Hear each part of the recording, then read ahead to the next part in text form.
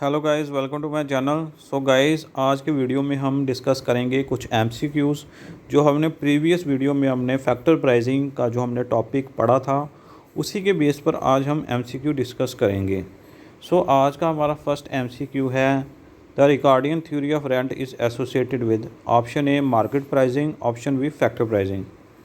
सो guys, इसका right option है factor pricing. क्योंकि गाइस हमने पढ़ा था कि जो हमारा फैक्टर प्राइसिंग है उसमें हमारे दो ब्रांचेस बनती हैं। इसमें आता है एक मार्जिनल प्रोडक्टिविटी थ्योरी और दूसरा आता है हमारा रिकॉर्डियन theory of rent.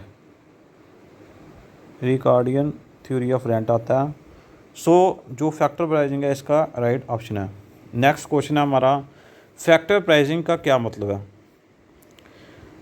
A price of good और प्राइस और reward to the factors of production FOP।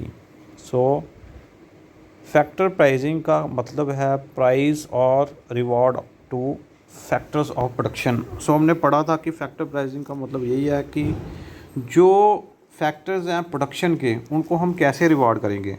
सो हमने पढ़ा था, इसका जो पहला था लैंड है, labour, factors of production. Third हमने पढ़ा था लैंड हो गया, लेबर हो गया, एंटरप्रेन्योर हो गया और कैपिटल हो गया। सो ये होते हैं फैक्टर्स ऑफ प्रोडक्शन। ये चार फैक्टर्स ऑफ प्रोडक्शन है, land, labour, capital, entrepreneur. So land को हम रिवॉर्ड कैसे करते हैं? लैंड को रिवॉर्ड करते हैं हमने रेंट से। सो यहीं से हमारी जो आई थी थ्योरी, कौन सी? Ricardian theory of rent. So factor pricing means price और reward to the factors of production FOP। So इसका right option option B. So next हमारा क्वेश्चन है कि Ricardo defined rent as. So Ricardo ने अपनी definition में क्या बताया था? रेंट होगा वो क्या होगा? That is paid to the landlord for the use of soil for its indestructible property. So इसमें यही था कि ओरिजिनल एंड इंडिस्ट्रक्टिबल जो पावर ऑफ सॉइल है, इसी का जो रेंट हम देते हैं।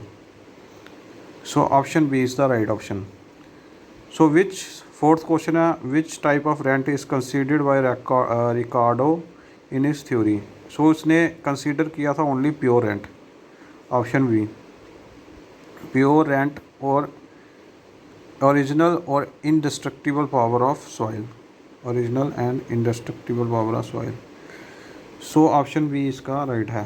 अब हम नेक्स्ट क्वेश्चन चलेंगे। फिफ्थ क्वेश्चन हमारा, which one is not the assumption of Ricardo theory of rent. So इसमें कौन सी जो अजम्पशन है जो रिकॉर्डियो ने नहीं ली थी?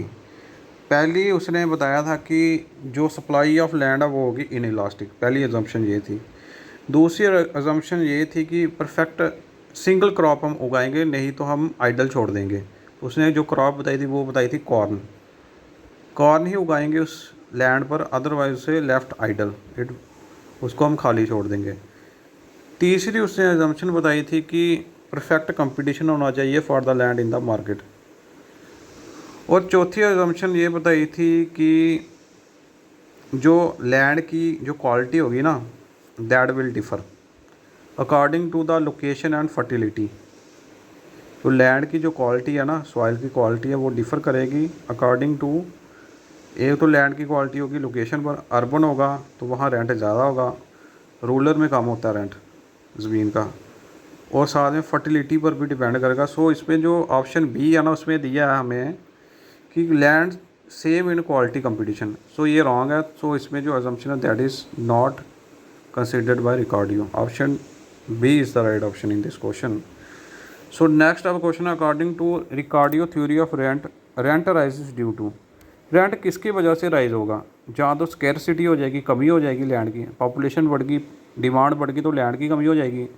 और दूसरा difference in the land, differences in the land मतलब कि फर्टिलिटी और लोकेशन। ये आ गया इसका option A and B both are correct. So इसमें डी पार्ट जो होगा वो करेक्ट होगा, both A and B.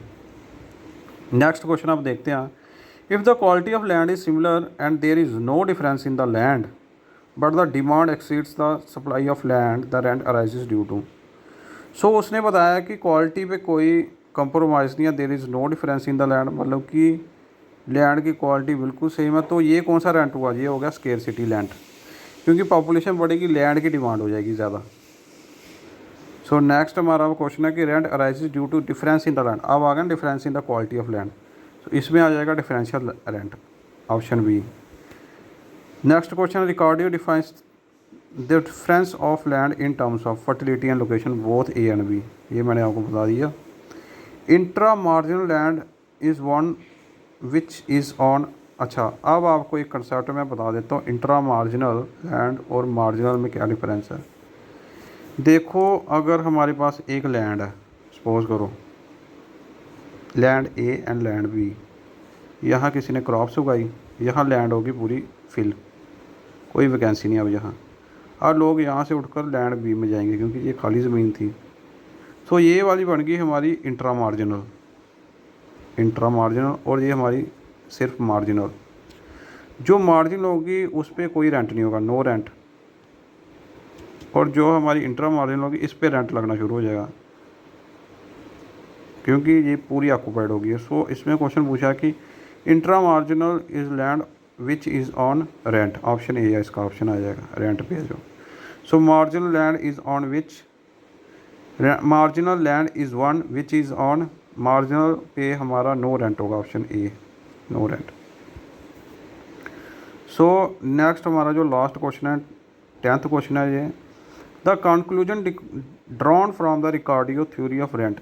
So conclusion क्या, कि जो हमारा रेंट होगा ना वो बढ़ेगा। क्यों बढ़ेगा, अगर जो क्रॉप है उसके प्राइसेस बढ़ेंगे। रेंट क्यों बढ़ा, क्योंकि क्रॉप के प्राइस बढ़े, ठीक है।